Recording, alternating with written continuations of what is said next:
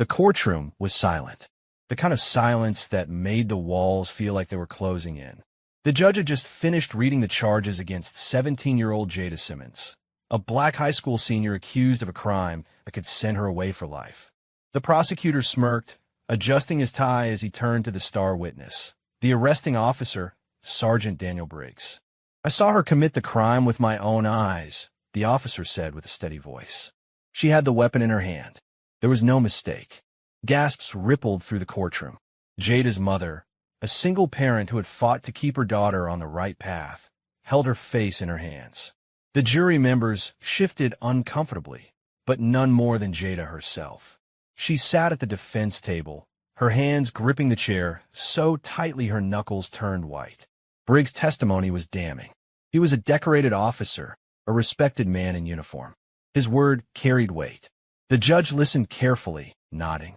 It was over, until Jada spoke. She rose slowly, her lawyer whispering frantically for her to sit back down. But she ignored him. She turned to face the jury, her voice steady. "He's lying." The courtroom stiffened. Jada looked at Sergeant Briggs directly in the eye. "And I can prove it." The officer's face drained of color. The prosecutor's smirk disappeared. The judge raised an eyebrow. Then Jada revealed something that made the entire courtroom gasp. But before anyone could react, chaos erupted.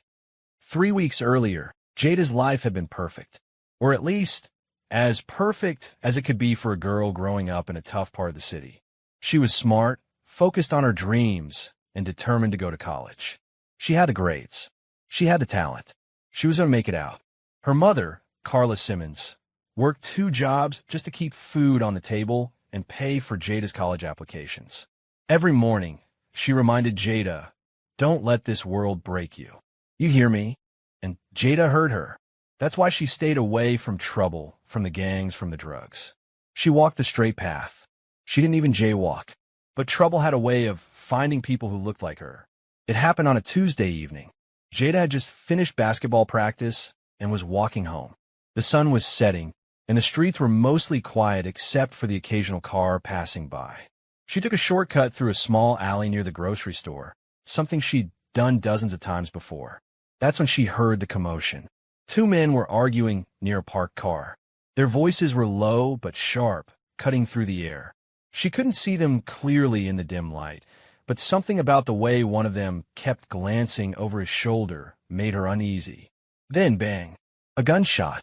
Jada froze. Her breath caught in her throat. The 2 men scattered like shadows, running in opposite directions. Then she saw him.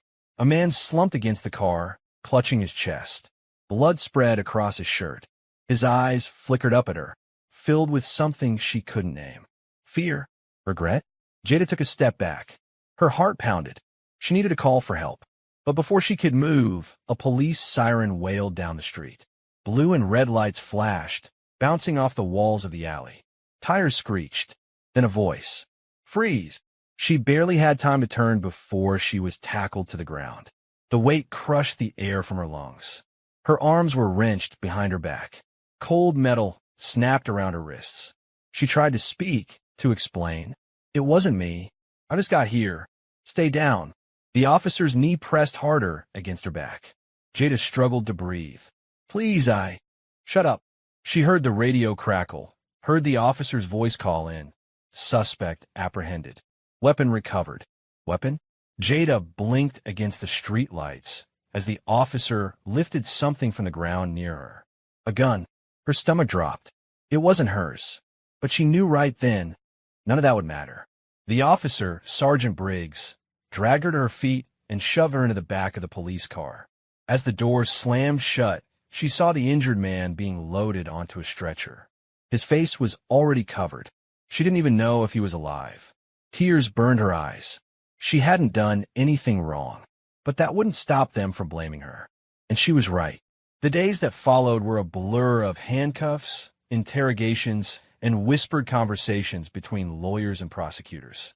Jada's public defender, a tired-looking man named Mr. Reynolds, told her, "They're saying they have a witness." "A cop. This isn't looking good, Jada." She told him the truth. "I didn't do it." He sighed. "Then we'll fight. But I won't lie to you. It's an uphill battle." Her mother visited every chance she could. She held Jada's hands through the bars and whispered, "Baby, I believe you." But belief wasn't enough in a courtroom. The trial began fast. Too fast. The prosecution painted Jada as a troubled teen, someone who had fallen in with the wrong crowd.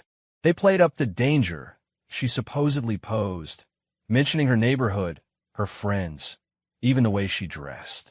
Then came Sergeant Briggs. He took the stand, looking sharp in his uniform, his badge catching the light.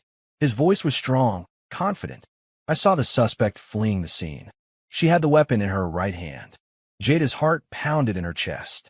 She didn't run. She didn't have the gun. But Briggs continued, never once looking in her direction. She tried to dispose of the weapon when I ordered her to stop, but I secured it before she could get rid of the evidence. Lie, lie, lie. Jada's lawyer objected, demanded proof, but Briggs was the proof. A cop's word against a black teen's? The jury barely looked at her. The case was falling apart, until she stood up in court and said, "He's lying, and I can prove it." The courtroom sucked in a breath. Sergeant Briggs' face went stiff. The judge sat up straighter. The jury leaned forward. Jada locked eyes with the officer. Then she dropped the bombshell that turned the entire trial upside down. The room erupted. People shouted. The judge banged his gavel, demanding order. But the damage was done. Jada had just changed everything. The courtroom was in chaos. People whispered, gasped, and some even stood up, craning their necks to get a better look at Jada. The judge slammed his gavel down hard. "Order! Order in the court!" Slowly, the noise died down, but the energy in the room was different now. Charged. Tense. Jada stood tall. She could feel her lawyer staring at her, wide-eyed. He hadn't expected this. Neither had the prosecutor. But the person who looked the most rattled was Sergeant Briggs. His jaw was clenched. His fingers gripped the edge of the witness stand so tightly his knuckles were turning white. The judge leaned forward, his glasses sliding down his nose. "Ms. Simmons, this is highly unusual. Are you saying you have evidence that contradicts Sergeant Briggs' testimony?" Jada took a deep breath. Her heart was pounding so hard she could feel it in her ears. "Yes," she said, her voice steady. "I can prove that he's lying." The judge turned to the defense attorney. "Mr. Reynolds, is your client prepared to present this evidence?" Reynolds hesitated. He had no idea what Jada was about to do. This wasn't part of the plan, but the look in her eyes told him she wasn't backing down. He cleared his throat. "Yes, Your Honor." The judge nodded. "Proceed." Jada turned back to the jury. "I never held that gun," she said. "I never even saw it until it was in Briggs' hands." The prosecutor scoffed. "That's not what the officer said." Jada ignored him. "But I can prove he wasn't telling the truth. Because at the moment he claims I was holding that weapon, I was texting my mom." Murmurs rippled through the crowd. Jada turned to her lawyer. "Check my phone records." Reynolds blinked. Then his eyes widened as he understood what she was saying. He quickly grabbed his files, flipping through the paperwork they had barely looked at. The prosecution had already dismissed Jada's phone records as unimportant. After all, they didn't show a call to 911 or anything useful for her defense. But now, Reynolds found what he was looking for and walked toward the judge. "Your Honor, we request an immediate review of the defendant's phone records." The prosecutor stood. "Objection. This is a desperate attempt to delay proceedings. The phone records are irrelevant." The judge narrowed his eyes. "I'll decide that." "Overruled. Let me see them." Reynolds handed over the papers. The judge scanned them. His eyebrows lifted slightly. "It says here that at exactly 7:32 p.m., the defendant sent a text message to her mother," the judge said. "Sergeant Briggs, your report states that you saw the defendant holding the weapon at—" Briggs shifted in his seat. 7:32 p.m. The room was deathly silent. The prosecutor's face drained of color. Briggs swallowed hard. She could have been texting before or after she... Jada cut him off. "No, because I was still typing when I heard the gunshot." She looked at the judge. "I never stopped moving my thumbs. There's no way I could have been holding a gun." The judge considered this for a long moment. "Is there proof that the message was actively being typed at that exact time?" Reynolds stepped in. "Yes, Your Honor. If we can gain access to the defendant's phone." The metadata will confirm the typing activity. Briggs looked like he wanted to disappear. The judge sighed and turned to the prosecution. Do you have any objections? The prosecutor hesitated.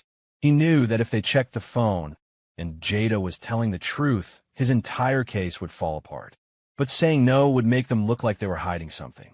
No objections, Your Honor. The judge nodded.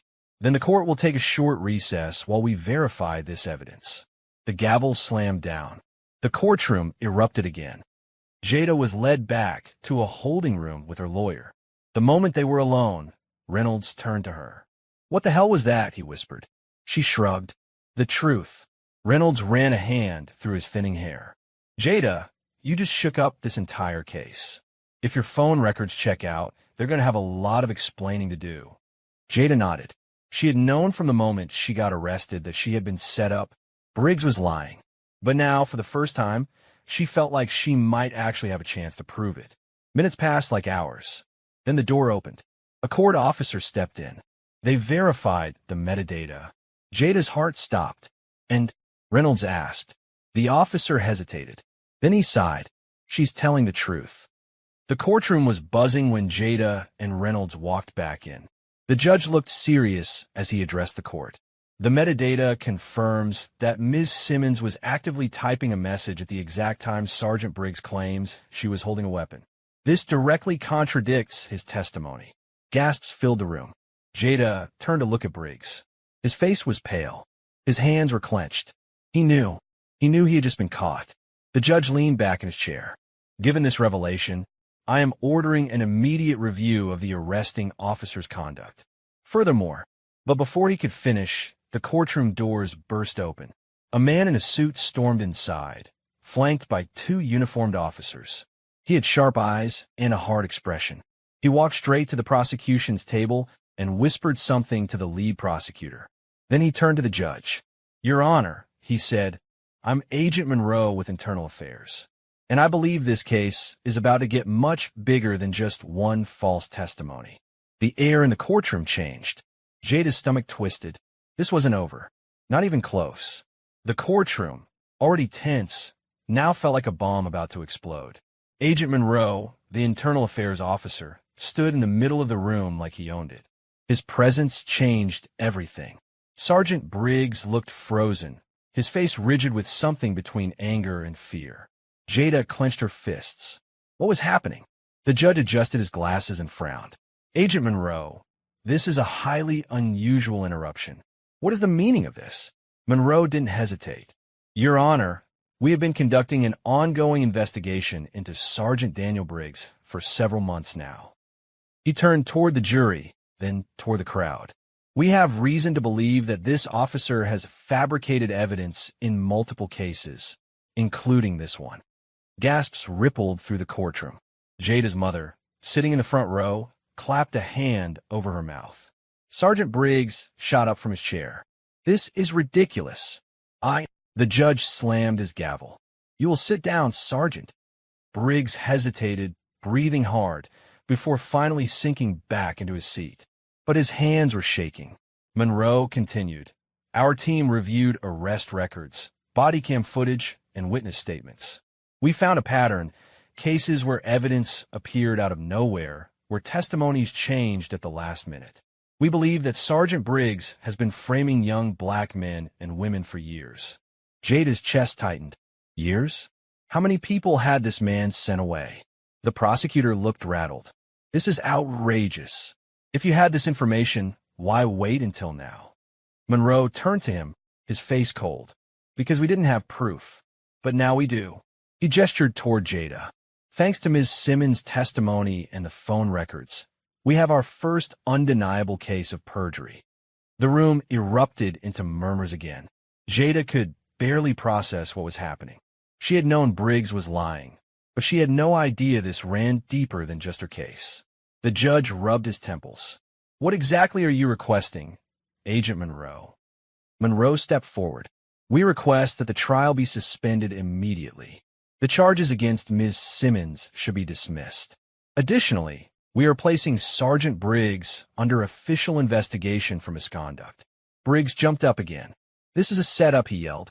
His voice cracked, And for the first time, Jada saw real panic in his eyes. This girl is guilty.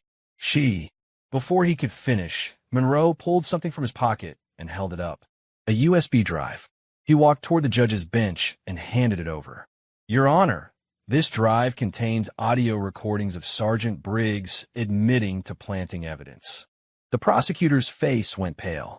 The judge turned back to Briggs. Do you have anything to say for yourself, Sergeant? Briggs opened his mouth, but no words came out. He was done. The judge sighed heavily. I will review this evidence, but as of now, I am dismissing all charges against Jada Simmons.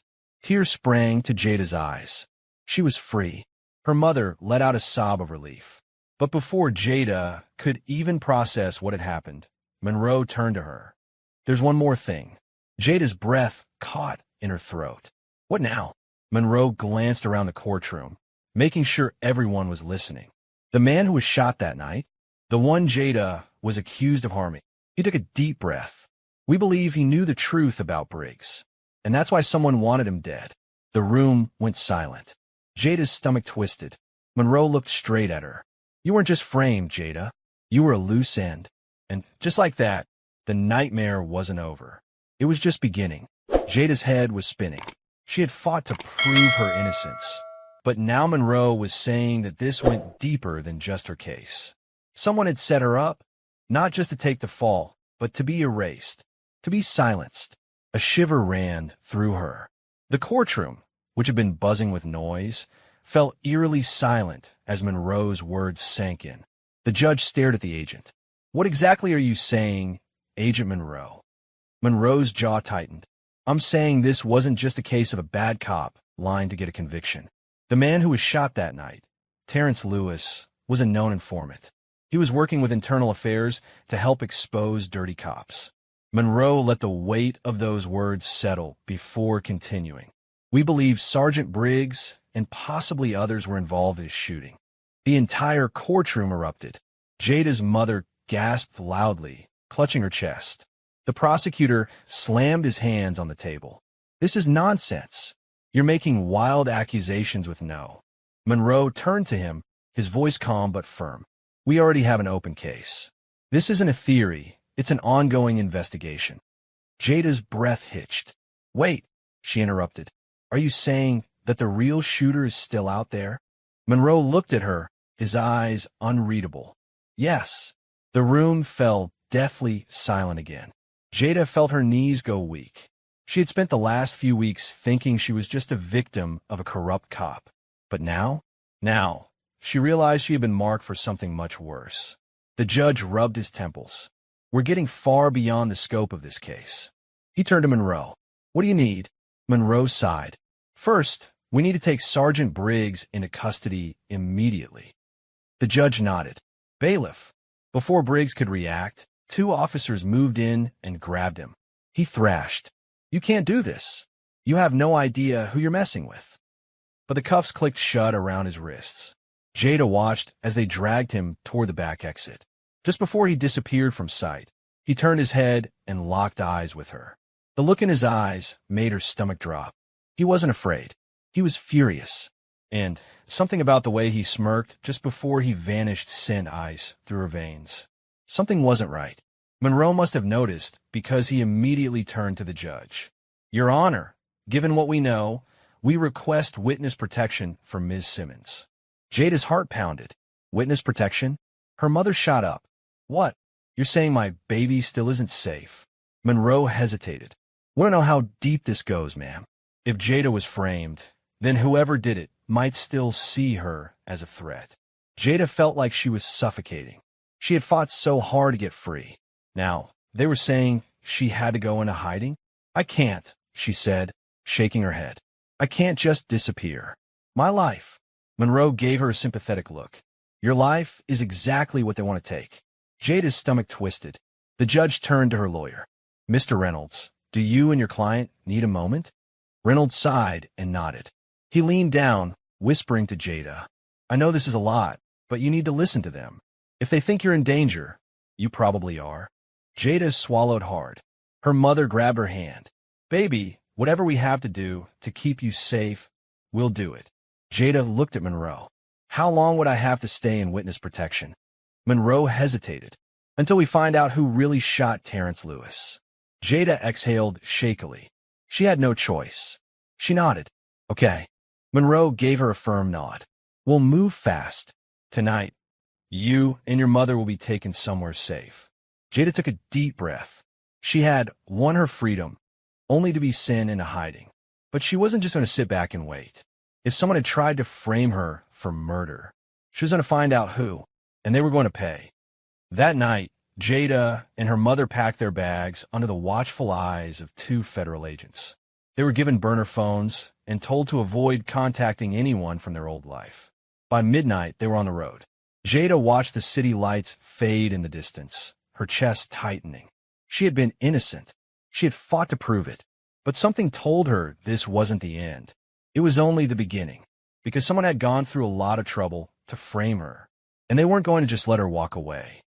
The car had been driving for hours when Jada's burner phone buzzed. She frowned. Only Monroe had the number. She pulled it out, hesitating, then answered. Hello. Silence. Then, a deep, distorted voice. You should have stayed in jail, Jada. The call ended. Jada's heart nearly stopped. Someone had found her number, and they were watching. She wasn't safe. Not even close. Jada's hands shook as she stared at the phone. The number was blocked. No caller ID.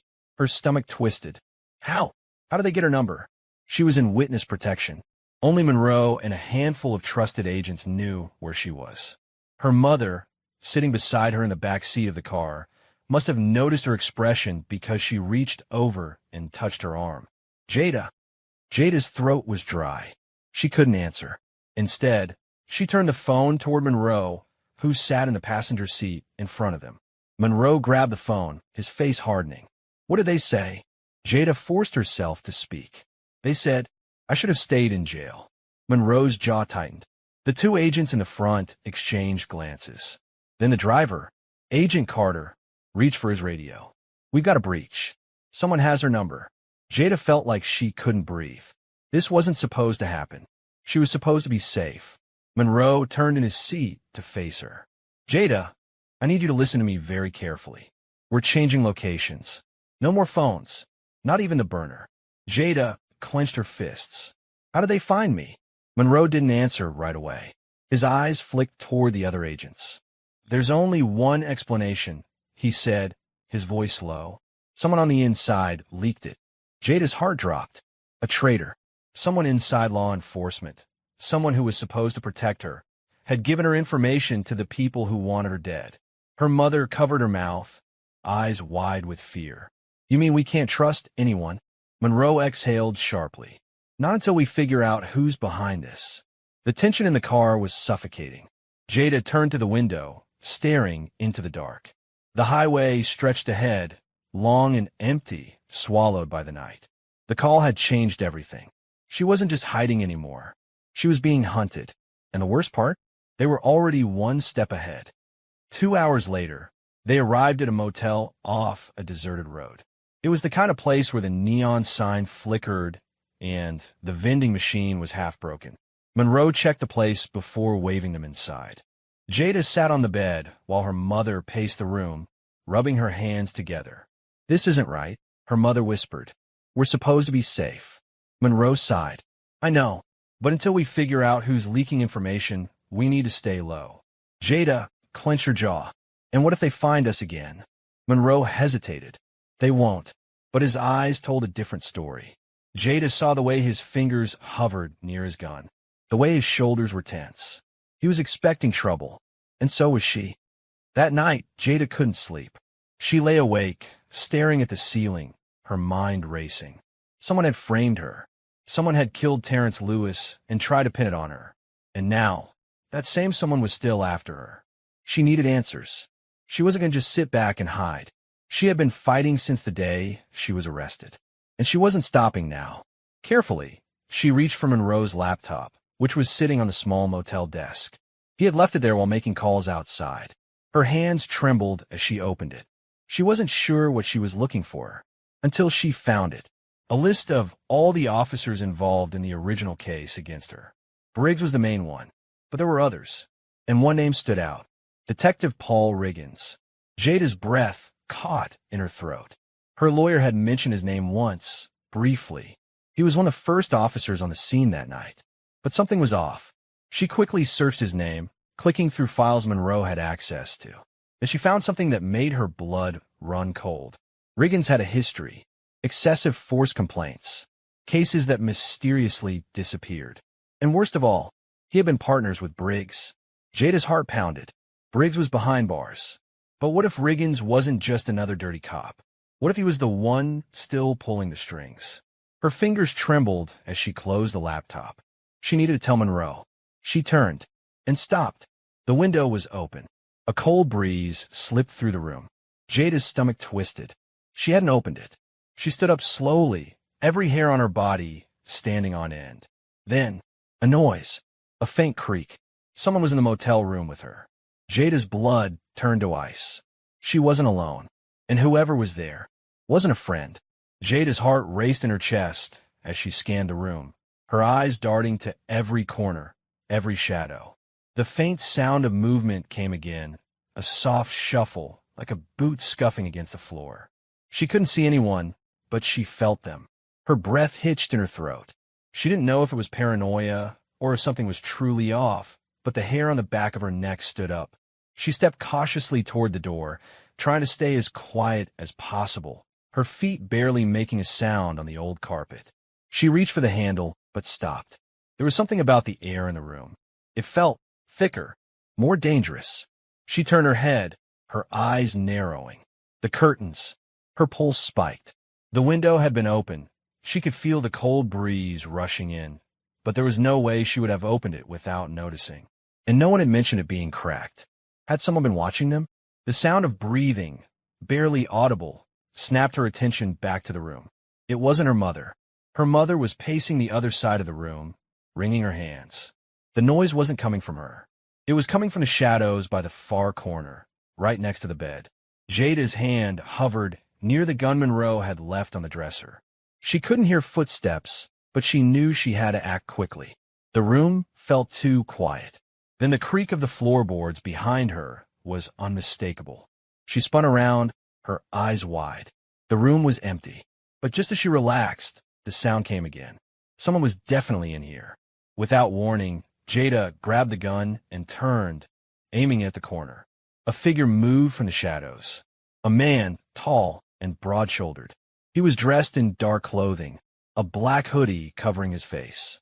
Jada's finger tightened on the trigger. "Who are you?" The man froze.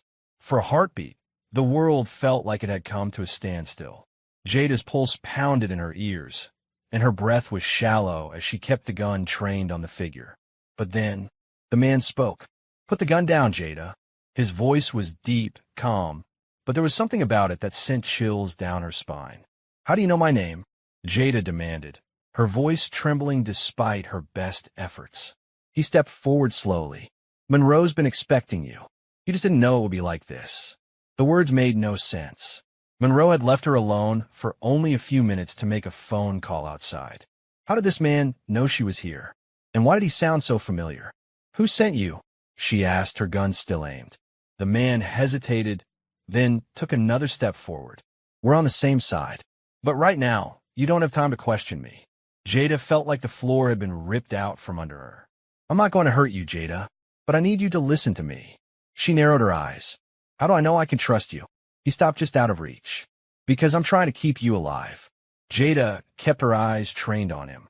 She didn't lower the gun, but she also didn't pull the trigger. There was something in his voice that made her hesitate, something that made her wonder if she had more in common with this stranger than she realized.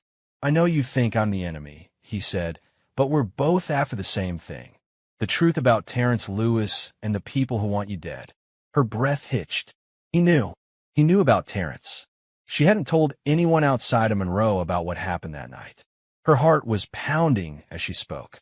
"Who are you?" The man exhaled sharply. "My name's Daniel Riggins."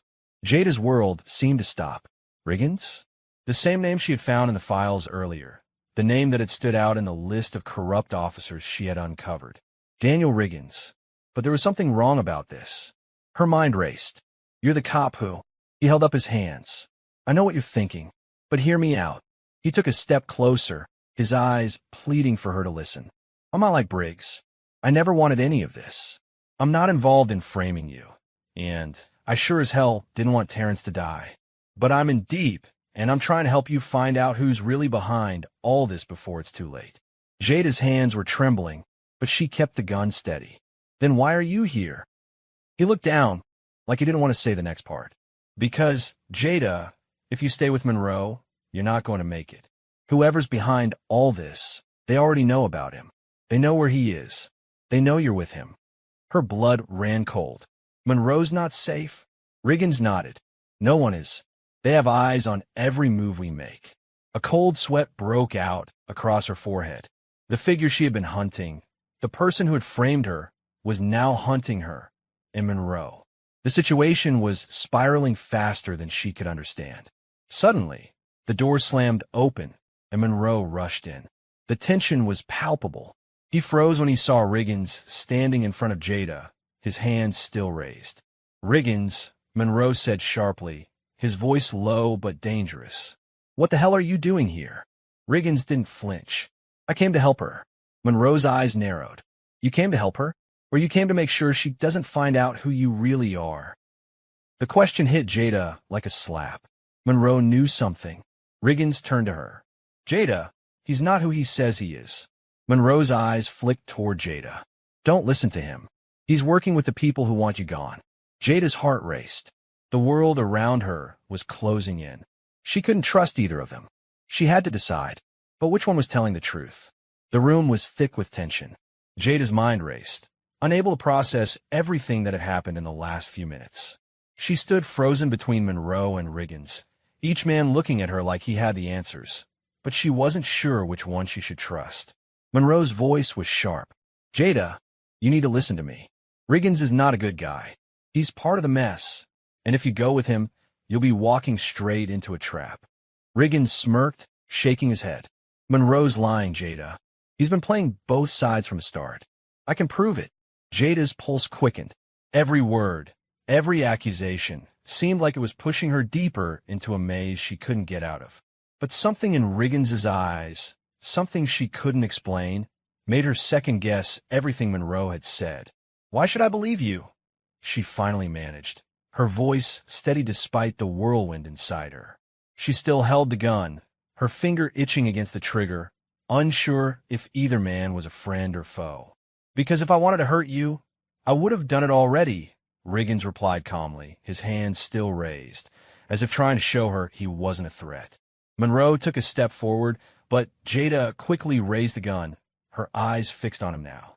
Don't come any closer, Monroe. What's going on? For a moment, there was only silence. The room felt suffocating, the walls closing in as Jada's mind raced. Both men seemed desperate, but why? I'm not your enemy, Jada, Monroe said quietly, his tone softer now.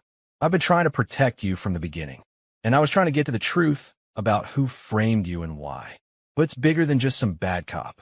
Bigger, Jada repeated, her mind spinning. What do you mean? Monroe hesitated. There's a whole network of dirty cops, Jada. Not just Briggs.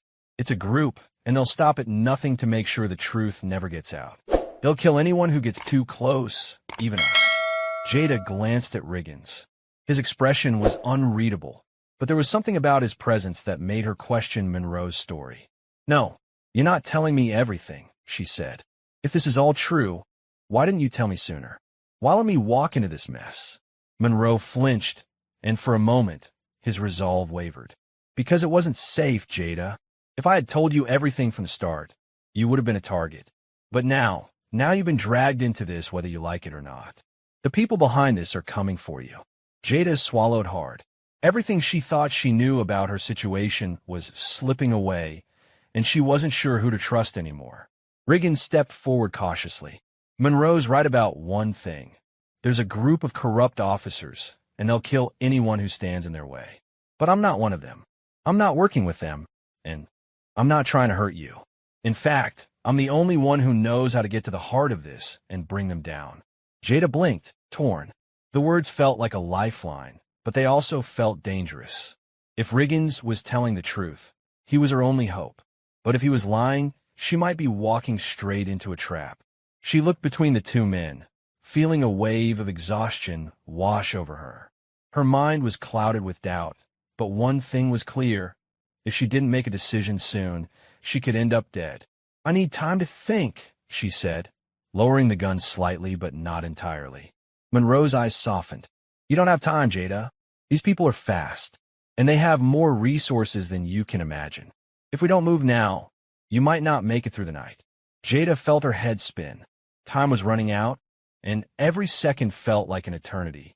She couldn't let fear cloud her judgment, but how could she make the right choice when both men had so much to gain from her decision? "Jada," Riggins said, his voice steady, "you're not the only one being hunted. I am too. I can't go back to the life I had. I'm trying to fix the mess I helped create. But you need to trust me now. We need to stick together if we're going to survive." There was a rawness in his voice that made her pause. He wasn't speaking with the usual confidence of a man in control. For the first time, Jada saw a glimpse of vulnerability in his eyes, and it made her reconsider everything she thought she knew. Monroe, however, wasn't giving up so easily. "Jada, I've been on your side from the start. I've been working to bring these people down, and you don't know how much danger you're in. You can't trust him." Jada's mind swirled. Her thoughts were a jumbled mess, but something told her that she had to make a choice. She couldn't afford to stand still anymore. "I'm going with Riggins," she said, her voice surprisingly calm. Monroe's face hardened instantly. "You don't know what you're getting into, Jada. If you go with him, you're on your own." Jada nodded slowly. She wasn't naive. She knew what Riggins had said wasn't guaranteed, but something about his desperation to help her, his willingness to be open and honest, made her feel like she had no other option. Monroe's expression twisted with anger and frustration, but he didn't try to stop her. "Fine. You made your choice." He stormed toward the door. Before he left, he turned back to her, his eyes cold. "You'll regret this, Jada. You'll see." The door slammed shut behind him, and Jada exhaled a breath she didn't even realize she was holding. Riggins took a step toward her, his eyes softening. "You did the right thing, but now we need to move quickly. There's no time to waste." Jada nodded, steeling herself for whatever came next. She wasn't sure she could trust Riggins completely, but right now, he was her only hope. She followed him out the door, the sound of Monroe's angry footsteps echoing in her mind as she stepped into the unknown. They were leaving the motel behind, but there was no escaping the truth. Someone was out there hunting her, and she couldn't run from it anymore. It was time to fight back. The air outside was cool, a stark contrast to the tense heat that had settled in Jada's chest. Riggins led the way, his movements quick and purposeful as he glanced over his shoulder every few seconds. Jada's heart still raced from the confrontation with Monroe, but now that she had made her decision, there was no turning back. She was already in this mess too deep. They were in a small, abandoned parking lot behind the motel, with only a handful of rusted cars littered around.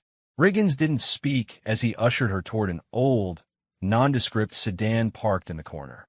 The windows were tinted black, and the car looked like it hadn't been used in years. Jada hesitated. "Where are we going?" "Somewhere safe," Riggins said quietly, his eyes scanning the area.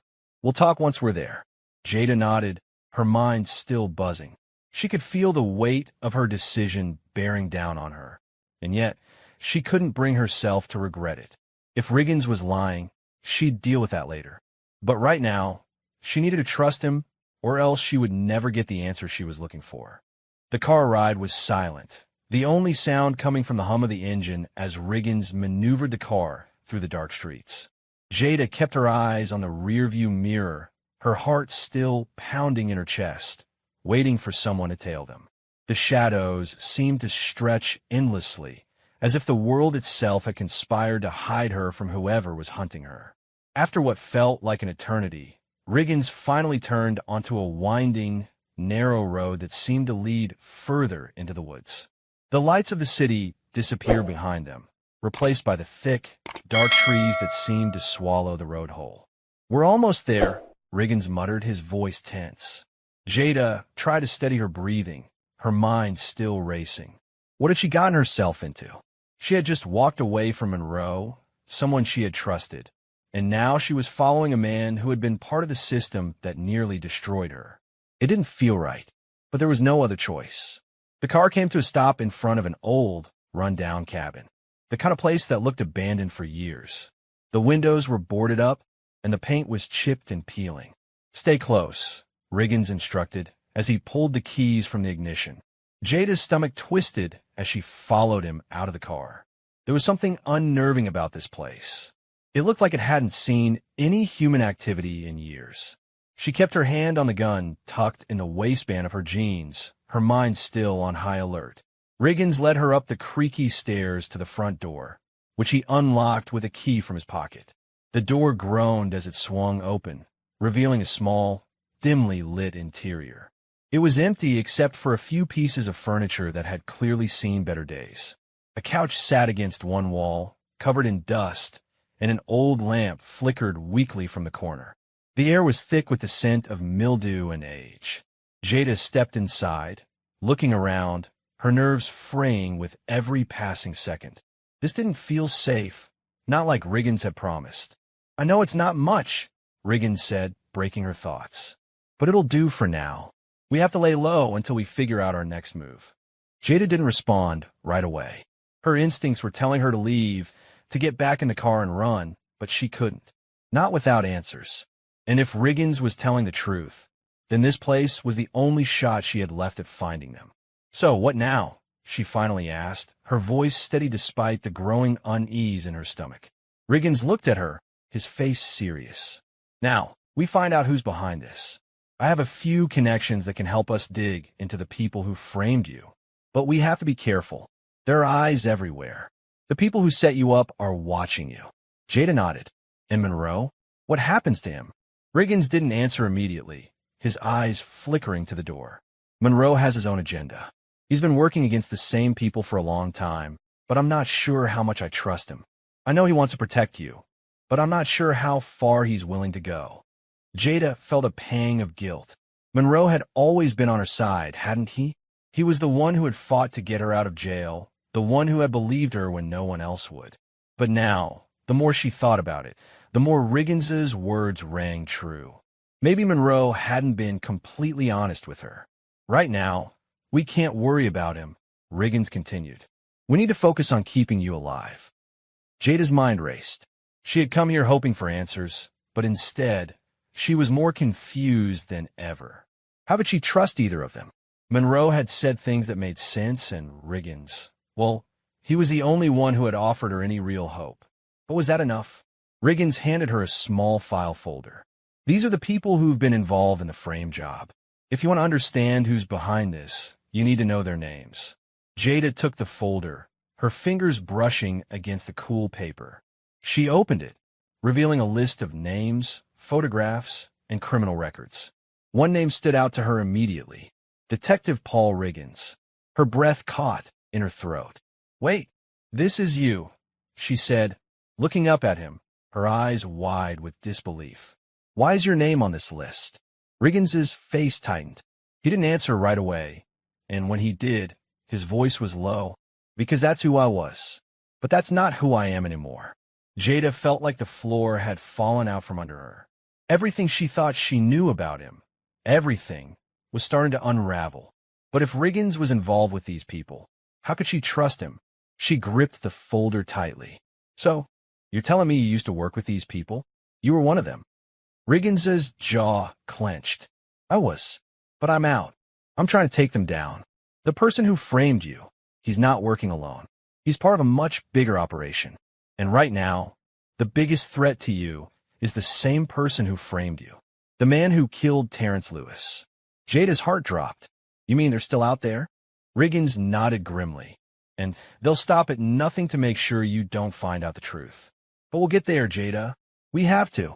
Jada stared at the names and pictures in the file, her mind spinning with the realization that the people who had framed her were still hunting her.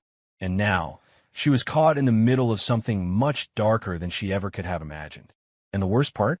She had no idea who to trust anymore.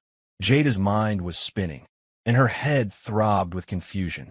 She stared at the file in her hands, the photographs of crooked cops and corrupt officials swimming in front of her eyes. Detective Paul Riggins. She had trusted him, and now, everything she knew about him, and about the world she was living in, was beginning to crumble. How could she trust him after everything he had just revealed? How could she trust anyone? Jada. Riggins's voice broke through her whirlwind of thoughts. He was watching her closely, his eyes steady but filled with something she couldn't place. "Why should I believe you?" she finally asked, her voice small but firm. She had to know if he was truly on her side, or if he was just another player in the game that had nearly destroyed her life. Riggins looked at her, a mixture of guilt and determination in his expression. "Because I'm trying to stop them. I know I can't undo the past, but I'm not part of the system anymore. I was wrong, Jada. I realize that now. I've seen too much, and I can't just keep turning a blind eye." Jada felt a heavy weight in her chest as she stared at him. His words seemed sincere, but could she really believe him? Could she believe anyone anymore? She glanced down at the file again, her fingers brushing the edges of the photographs. There were people in the file, cops, officials, even business people, all connected in some way to the scheme that had framed her and likely dozens of others. These were the people who had worked to destroy lives for power, for control. These were the people who had nearly destroyed hers. But who exactly was in charge? Who's at the top? Jada asked, her voice quieter now, filled with the quiet urgency of someone who finally realized the depth of the situation. "Who's pulling all the strings?" Riggins hesitated, then finally spoke. "There's a name that keeps coming up. A man who's been behind everything for years. His name is Anthony Cartwright." Jada's eyes narrowed. She had never heard of him. "Who is he?" she asked. Riggins sat down on the couch across from her, looking like he was weighing every word before speaking. "Cartwright is untouchable. He's a businessman, but not in the normal sense. He owns a lot of properties and a lot of people. But it's not just about money for him. He's built an empire of influence, corruption, and fear. He controls people, cops, politicians, judges. It's all connected." Jada absorbed the information, her brain churning. A businessman, a puppeteer behind a corrupt system. It was the perfect cover.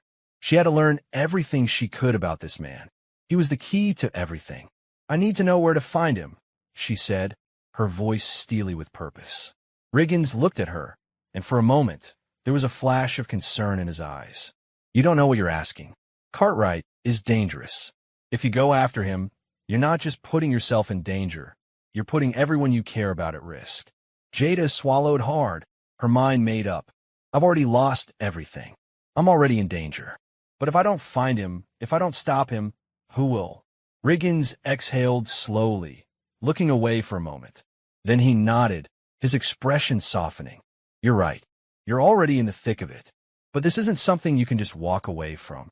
If Cartwright sees you as a threat, he won't hesitate. And there's no one who can protect you from him. Not me, not Monroe, not anyone." Jada clenched her fists, determination flooding her body. "Then I'll have to protect myself." The quiet tension in the room hung heavy, as if everything had suddenly shifted. Riggins didn't say anything more, but his eyes lingered on Jada, filled with a mixture of respect and concern. "Okay," he said finally, "we'll do this together. But you need to know, you're not just fighting one man. You're going up against a whole network. And it's going to get worse before it gets better." Jada nodded. "I'm ready." She glanced at the file again. "Where do we start?" Riggins stood up, moving toward a small table where a map of the city was spread out. He tapped a point on the map. "Cartwright's headquarters is here. It's in an old warehouse district, private property, heavily guarded. But there's a back entrance. If we're going to get in and get out without alerting his people, that's our best shot." Jada leaned over the table, studying the map. Her eyes locked on the warehouse. She could feel the weight of the plan, the danger that loomed ahead. But she was already too deep to back out now. She had a goal. She had to stop Anthony Cartwright. He was the one who had orchestrated her downfall, and now he would pay. "I'll need to get closer," she said, her voice low but filled with purpose. "I need to learn everything about this place. Who's guarding it? Who's involved?" Riggins's eyes flicked to her. "You want to go undercover?" Jada nodded. "I'm not going in blind. I'm not going to get myself killed over this. We're doing it smart. Riggins studied her for a long moment. Finally, he gave a curt nod. You're right. We'll need to blend in. I can get us some resources, some inside contacts. But you need to be prepared. If Cartwright gets wind of what you're doing, it'll be too late. Jada took a deep breath, her nerves steeling. She was already in this fight, and she wouldn't let fear stop her. I'll do whatever it takes, she said firmly. I'm not walking away from this. Not now. Riggins nodded again, his gaze shifting toward the door. All right, we start tomorrow. You'll need a new look, a different identity. Jada smiled grimly. I've got plenty of practice pretending to be someone I'm not. They shared a brief look, both understanding the weight of what was to come. Tomorrow would be the first step into the lion's den. But Jada had made her choice. She wasn't running anymore. She was fighting, and she was going to bring Anthony Cartwright down. The following morning was eerily quiet, and the atmosphere in the cabin felt heavier than before. The stillness was suffocating as Jada and Riggins went over the plan. Time was of the essence. The deeper they got into this operation, the more dangerous it would become. But there was no turning back now. The battle lines had been drawn, and the only thing left to do was fight. Jada sat at the small table, sipping water from a plastic bottle while she went through the folder Riggins had given her. She had memorized every detail about the people connected to Anthony Cartwright, but she knew she couldn't waste any more time. Riggins entered the room, a small bag in his hand. This is your new look, he said, setting it down on the table. Jada opened the bag to find a set of clothes and a few accessories. A black leather jacket, a pair of dark sunglasses, and a wig. She raised an eyebrow. You think I need to change my whole look? Riggins gave her a wry smile. We can't risk anyone recognizing you, Jada. You're no longer just a victim. They'll be looking for you. And if we're going to infiltrate Cartwright's operation, you need to blend in. This isn't just about hiding. It's about becoming someone else. Jada hesitated, but knew he was right. The world she had once known, the life she had fought so hard to keep, was gone. If she was going to take down Cartwright and his empire, she had to leave her old identity behind. She looked at herself in the mirror after putting on the wig. The change was striking. The sleek black hair framed her face perfectly, and a leather jacket gave her an air of toughness. She wasn't Jada Simmons anymore. She was someone new, someone who could walk into Cartwright's world and make them believe she belonged. I look the part, she said, adjusting her sunglasses. Riggins nodded, though there was a sharpness in his gaze. You do. But remember, it's not just about the clothes. Your mindset has to change, too. You can't afford to hesitate when it's time to act. They won't give you a second chance. Jada felt a chill run down her spine. She wasn't naive enough to think this was going to be easy.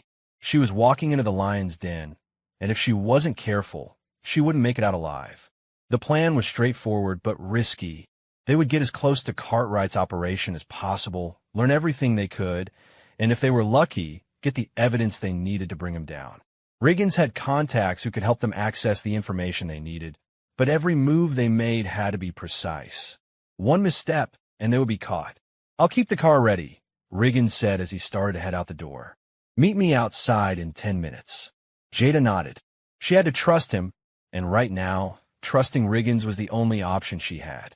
She had no idea how long they would be able to stay hidden, or how much time they had before Cartwright found out what they were doing.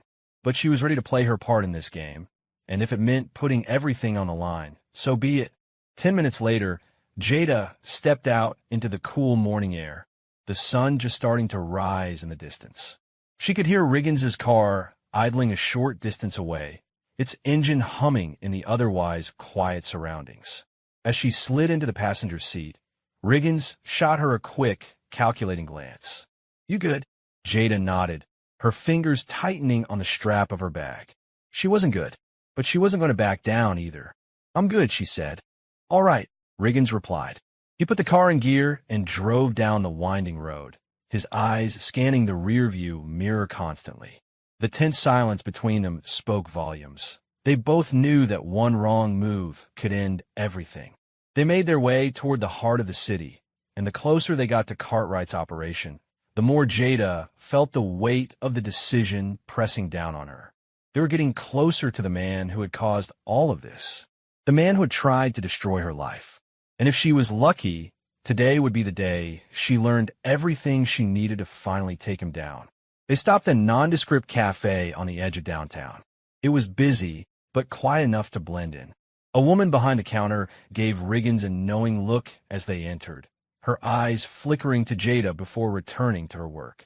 Riggins led Jada to a small table near the back, where a man was already waiting for them.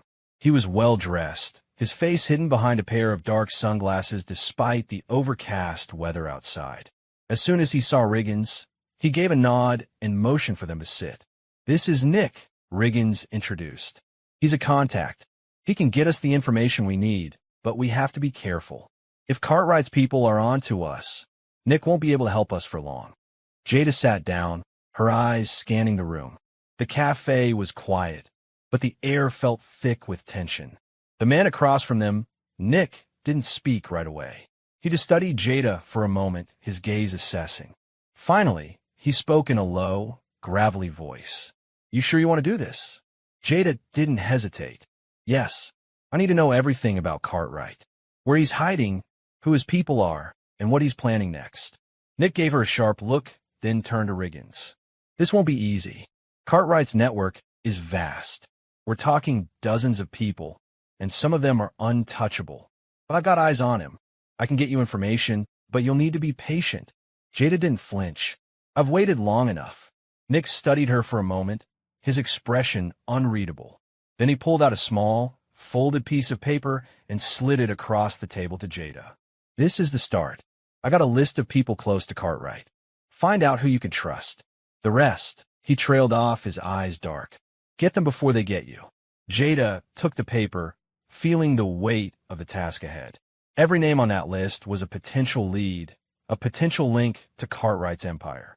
She folded the paper carefully and stuffed it into her pocket, her gaze focused. "We'll be back for more," she said. Nick gave a small nod. "Don't take too long. Things are getting hot, and Cartwright's not someone you want to keep waiting." With that, Riggins stood, followed by Jada. They made their way back to the car in silence. As they drove away from the cafe, Jada's mind raced. She had a list of people who could either help her take down Cartwright or kill her in the process. She wasn't going to stop now. No matter what it took, she was going to bring down the man who had destroyed everything she had. The city felt different now. Every street, every corner, every shadow seemed to hold a potential threat. Jada kept her eyes glued to the rearview mirror, watching for anyone who might be following them. The world was too quiet, too still, and the weight of what was to come pressed heavily on her chest. Riggins didn't speak as he drove, his expression serious, his hands gripping the wheel tightly. They both knew what was at stake. Every step they took was one closer to either bringing Anthony Cartwright down or becoming another casualty in his ruthless game. Jada took a deep breath, trying to steady her nerves. The list Nick had given her felt like a lifeline, but she also knew it could be a trap. Every name on it could either be an ally or an enemy. How would she know who to trust? "Where do we start?" she asked, her voice calm despite the storm raging in her mind. Riggins glanced at her, his eyes narrowing. "We go after the people who are closest to Cartwright. People who have the most to lose if he falls. That's where the real power lies." Jada nodded. She didn't need to be told twice. Cartwright's network was vast, and finding the key players would be the only way to break him down from the inside. But the challenge was identifying those players without tipping off Cartwright or his people. They pulled into a rundown parking garage several blocks away from the cafe, parking in a dark corner where no one could easily spot them. Riggins turned to Jada. "We need to be careful. These people will be watching us. Don't talk to anyone unless I say it's okay." Jada nodded. "Got it." She was ready. They both stepped out of the car, and Riggins led the way through the parking garage toward a narrow alley that ran between two old buildings. It was an area that looked abandoned, but Jada could feel eyes on them. They were being watched. "Stick close," Riggins muttered, his voice low but urgent. "We're meeting someone who can give us more information. A former associate of Cartwright's. He's been on the run for a while now, but he's desperate. If we can find him, he'll talk." The alley smelled of mildew and old garbage, the walls covered in graffiti and peeling posters. They walked in silence, but the tension was suffocating. Each footstep echoed, and Jada couldn't help but feel like they were walking into a trap. They reached the end of the alley and turned into another narrow street. This one was quieter, with fewer people around, but that only heightened Jada's sense of danger. It was too quiet. Riggins stopped in front of a small building that looked like it hadn't been touched in years. The windows were boarded up, the door cracked open just enough for someone to slip through. Riggins knocked 3 times, then waited. A few moments passed before the door creaked open, revealing a man with a weathered face and unkempt hair. He was in his mid-40s, dressed in a torn jacket and faded jeans. His eyes darted nervously from Riggins to Jada before he stepped aside to let them in. "You're late," he grumbled. Riggins gave a sharp nod and walked inside, Jada following close behind. The room they entered was dimly lit, with barely enough space to move. There was a small table in the center, covered in papers and empty coffee cups. The man, whose name was Paul, took a seat and motioned for them to do the same. "I don't have much time," Paul said in a hushed voice. "Cartwright's people are on to me. I barely made it out of the city alive. You're lucky I'm still here." Riggins didn't waste any time. "We need information. We need to know everything you can tell us about Cartwright's operation. His inner circle, his connections, anything you know." Paul hesitated. His eyes flickered toward the door, as if expecting someone to burst in at any moment. "I can give you some names," he said slowly.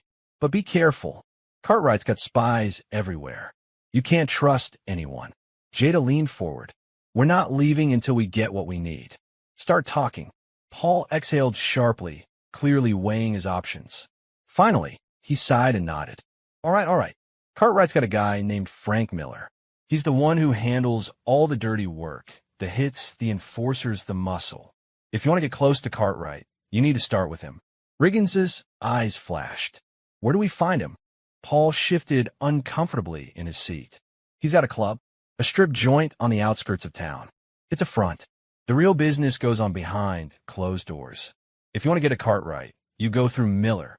Jada felt a chill crawl up her spine. Everything about this felt like walking straight into the lion's den. But it was the only lead they had.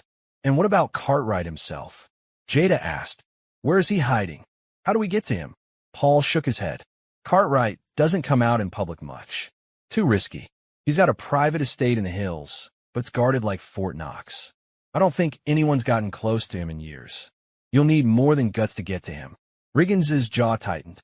"We'll figure it out." Jada looked at Riggins, then back at Paul. "Any other names on the list?" Paul paused, his expression darkening. "I don't know them all, but I can tell you this. Cartwright's got people in every part of the city, law enforcement, politicians, even the media. No one is clean. Everyone's on his payroll." Jada's stomach turned. Cartwright had built an empire on corruption, one that reached deeper into the city's core than she had ever imagined. "I think that's enough," Riggins said, standing up. "Get out of town, Paul. If they find you here, it's over." Paul nodded, his face grim. "Good luck. You're going to need it." They left the building quickly, the sense of urgency growing stronger with every passing moment. As they stepped back into the street, Jada looked at Riggins. "This is it, isn't it?" she asked, her voice barely above a whisper. "We're about to walk into a war zone." Riggins's expression was grim. "Yes, and we don't have much time before Cartwright finds out we're coming for him." Jada took a deep breath. "Then let's make it count." They didn't look back as they got into the car, but Jada couldn't shake the feeling that this was just the beginning. Everything was changing, and there was no turning back now.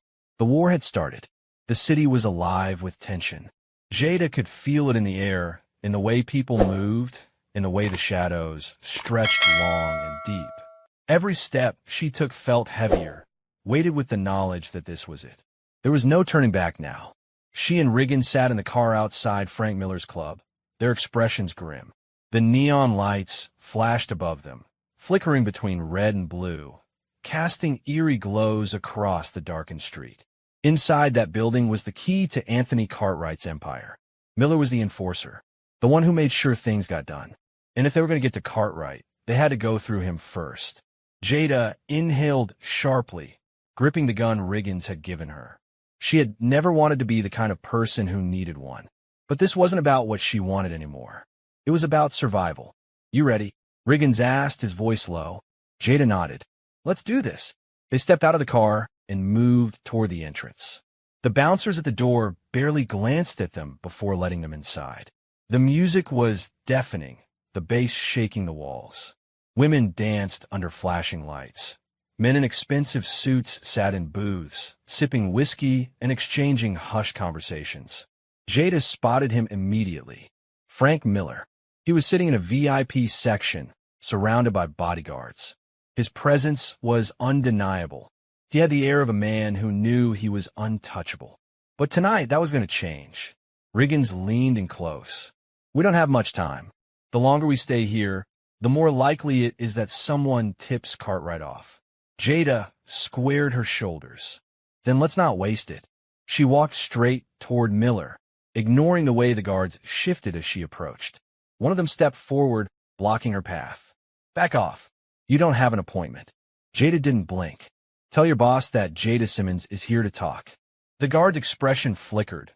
Recognition, maybe surprise, but then he turned and whispered something to Miller. Miller glanced up at her, his expression unreadable. Then, with a lazy wave of his hand, he motioned for his guards to step aside. Jada and Riggins walked in. Miller leaned back in his seat, swirling a glass of whiskey in his hand. Well, he drawled. If it isn't the girl who should be rotting in a cell right now. Jada clenched her jaw. But I'm not. And you know why? Because your boss failed. Miller smirked. You think you're here to win? He leaned forward, his eyes dark. Cartwright already knows you're coming. You think he'd let you waltz in here and threaten his operation? Jada's stomach tightened. He was expecting them. This had been a setup all along. She barely had time to react before the club's music cut off abruptly. The chatter died, the air thick with tension. Then the doors slammed open. A dozen men in dark suits filed in, armed, silent. Their presence alone sent a chill down Jada's spine. And then the last man walked in, Anthony Cartwright. He was older than she expected, but his presence was suffocating. He exuded power in a way that made the entire room seem smaller, like he was the only one who truly mattered. His cold, calculating eyes locked onto her. Jada had never felt fear like this before. Cartwright gave a slow smile, stepping closer. I have to admit, he said smoothly, I didn't think you'd make it this far. Jada forced herself to stand tall. You tried to frame me. You tried to kill me. But I'm still here. Cartwright chuckled. For now. Riggins tensed beside her, his hand hovering near his weapon. But Cartwright simply raised a hand, and his men aimed their guns at them. Easy, Cartwright said. No need for violence, just yet. Jada's mind raced. There was no way out. No escape. They had walked right into his hands. But then, something changed. The club's doors burst open again. This time, it wasn't Cartwright's men. It was Monroe. And behind him, an entire squad of federal agents. Chaos erupted. Gunshots rang out. Cartwright's men scrambled, some trying to fight, others trying to flee. Riggins grabbed Jada, pulling her down behind cover as bullets ripped through the air. Miller went down first, a clean shot to the chest. Cartwright tried to run, but Monroe was faster. Jada watched as Monroe tackled him to the ground, pressing a gun to the side of his head. It's over, Cartwright, Monroe growled. For the first time, Jada saw fear in the man's eyes. It was over.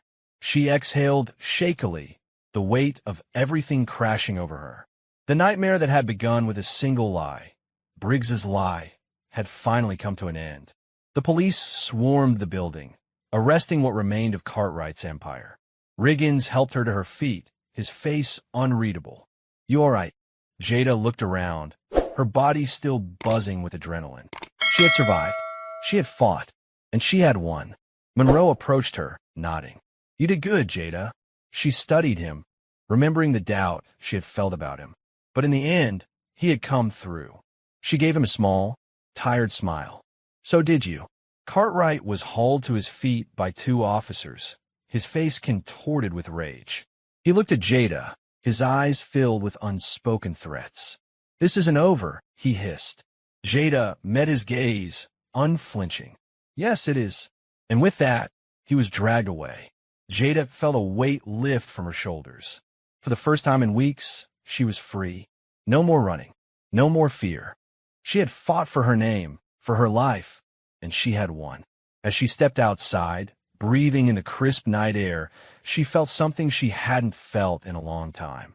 Peace. It was over.